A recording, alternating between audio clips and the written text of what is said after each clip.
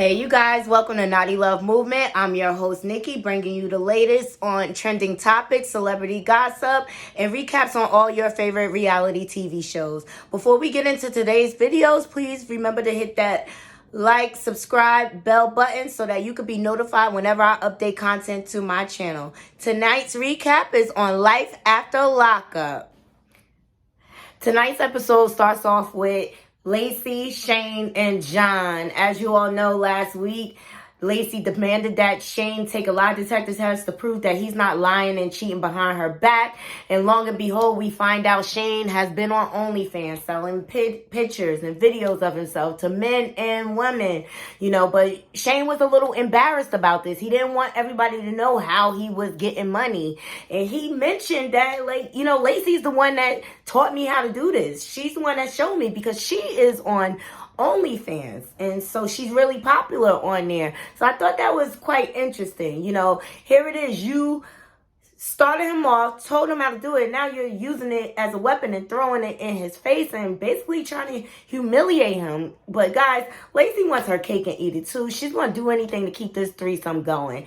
And ultimately, she's forcing him to take this lie detector test to cover up for what she is doing behind Shane's back. She has been creeping around with John again. Okay, now as far as I'm concerned, Lacey is a whole liar, you guys. She's been this way from the very beginning, from the start. She was lying to both men. But what I liked is Shane pushed back and he was like, what about you taking a lie detector test? And all of a sudden, it's just like, excuse, I don't need to do that. Ask me whatever you want. Ask me whatever you want. Ultimately, she's just deflecting all over the place. They get outside and she's like, I have nothing to hide. And Shane is like, why won't you just go ahead and take it? But she suggests marriage counseling, to get them back on the same page. And Shane agrees to that. But ultimately, he's like, if I'm not satisfied by the end of this, I want you to take a lie detector test. Meantime, John's calling Lacey, right? He's ringing her phone off the hook. And he's like, here she goes. She must have me on block list again. This is what she does as soon as she wants to get back into old boy's good graces. It's just a whole mess. I really think they're doing all of this for storylines so that they can stay on the show because they need the check and they got all these babies, and it's just like, where's all the fathers? Where's all the kids' fathers? Shane is the only one that's there. Ultimately, I wish them the best, but I'm glad Shane is starting to get a backbone and push back on Lacey and calling her bluff on things. And Lacey, you need to get honest, okay? Pick a side. Who do you want, John or Shane? Make up your mind, Lacey. Guys, drop down into my comments and let me know what you think about this couple. If you feel like they're just getting thirsty and desperate for storylines, let me know. I want to hear what you guys think. Next up, we have Brittany and Ray. Okay, now, I'm a big fan of Ray. I think he calm, cool, and collective, and he real smooth with his, Ultimately, their scene opens up with them in the kitchen. She comes out in the robe. This is my man's first day off. I'm looking forward to hanging out with him. And so Brittany's like, I'm looking forward to hanging out today. And Ray's like, chick. Nope, I got plans. Nope, I'm going up the street to my cousin's house to hang out. I've been on lockdown all this time. I'm off the ankle monitor. So, I'm getting out this house. And so Brittany does not like this. And she's like, well, who's your cousin? You never mentioned anything to me. Something is suspicious about that. And she's like, you need to focus on us. But let me tell you something, guys. This is all about control. This whole situation, okay? Brittany bought her man. So she feel like her man should do whatever she say. And Ray's grandmother said it in the beginning, what does a successful black woman, why does she go looking for a man in prison? Okay, guys, this is why. So she can control him. Because she feels like Ray owes her. Because she made the choice to take care of that inmate.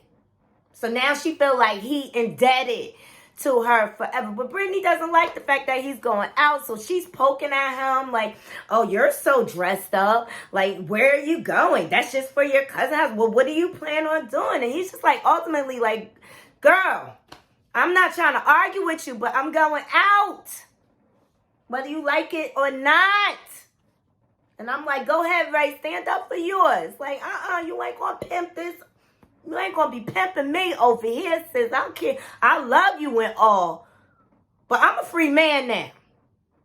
So now I can do what I want. But I think ultimately, guys, Brittany is really upset because she feels her grip slowly but surely slipping away. She is slowly but surely losing control. She has a girlfriend come over and she's telling her the whole story. And she's like, now she wants to go over there to see what he's doing because all of a sudden he's not answering his phone. But her girlfriend was like, look, girl, don't go over there acting crazy. Like, keep it calm, cool, and collective. And guys, Brittany is the roadmap to how to lose a man fast. With pressure and control. This man done been through a whole situation, girl. Let him live. Drop down to my comments. Let me know what you think about this. I just feel like it's just too much and she's going to push Ray away ultimately. Let me hear what you think, guys. Next up, we have John and Christiana, guys. I'm just like snooze fest with this guy, with this couple. I'm over it. Like, I'm over the Bonnie and Clyde stuff. I'm over the crooked eyebrows. I'm over it. I'm over it, okay? So the scene opens up. Everyone's gathering for the wedding. John's daughters are showing up and everything. And they're a little excited, except for his oldest child. She has a little bit of conflict. And she approaches her dad and lets him know, like, you move too fast in these relationships. Take your time. You've been through so many relationships. And he's just very arrogant in his response. And he's really telling her, like, look, I'm going to do what I want to do. I'm grown. Okay, but she did express herself and she tried to talk some sense into him. Meantime, Christiana is sitting with her mom. They're trying to reach her sister Tara, and she's not answering the phone. And they're both getting very upset and emotional. But ultimately, they don't even know. John manipulated behind the scenes and told the sister not to show up to the wedding. Okay, that was not his place. And this guy, he just kind of creeps me out with all his antics. He's such a liar and a cheater. But Christiana's mom, she's just like, dude, I don't know what I've done. Was I a good mom to you guys? She gets emotional, but Christiana reassures her, like, hey, mom, you were a good mom. We just made the choices that we made. We got caught up in that street life, you know, and I thought that was very nice and sentimental in the fact that we could see a softer side of Christiana. But ultimately, from this scene, guys, my best and my favorite part was when she reconnected back with her son. And it seems that they were able to make amends and set up a platform to restart their relationship. But you could tell her son's still not trusting it. You know, he really wants to see a little more clean time from his mom. But that's all I got from this couple ultimately. I'm just like snooze fest, like with them. I'm just over it. But drop down into my comments. Let me know what you think. Like, should we get them banned from the show already? I don't want to see another season. I don't. I'm over it. I'm over it. They needed to come up with something more. And they need to straighten out that girl's eyebrows, okay? That is messed up. Love after lockup, life after lockup. Y'all shady. You know it. Deonte, Nicole, Tia, the throuple of it all, okay? This is just a hot mess. This whole 3 scenes, the way these girls are preying on Deonte, I feel bad. But I think Deonte got a little sense about him. So he meets these girls for lunch. All right, and they're just looking a mess. Nicole is looking a mess. Okay, she looks like she's under the influence of something strong, guys. She doesn't look good. And Tia doesn't look better. It just looks sloppy, the whole thing. But ultimately, Deonte goes into it with good intention. And he tries to start off conversation because everything was just like awkward. Because you could tell they really don't want to be around each other. But Tia and Nicole, they need Deonte. Trust. They do. You know, and Deonte is setting up the conversation talking about, you know, how are we going to do this? He's trying to set up a plan of how they're going to share each other. And so Tia gets all defenses and tough guy and raises up like, I don't get down like that. You're just here for Nicole. I'm only doing this for Nicole. And I'm just like, you just too much, girl. Because you know you only like $1.05 with all them substances you using, allegedly. Okay? And then it flashes to Nicole, like, ultimately, I thought we were doing this so that he could take us out to eat and give us some money. Girl, you a whole manipulator. You know that's not what it is. And you know what Deonte want, girl. They are just using this man. But ultimately, Deonte blows up and he's like, I'm over this. Like, you better not mess with me. I'm a Marine. Like, you want to stop trying to chin check me, chick. You want to stop trying to chin, because I'm a whole trained Marine out here, girl.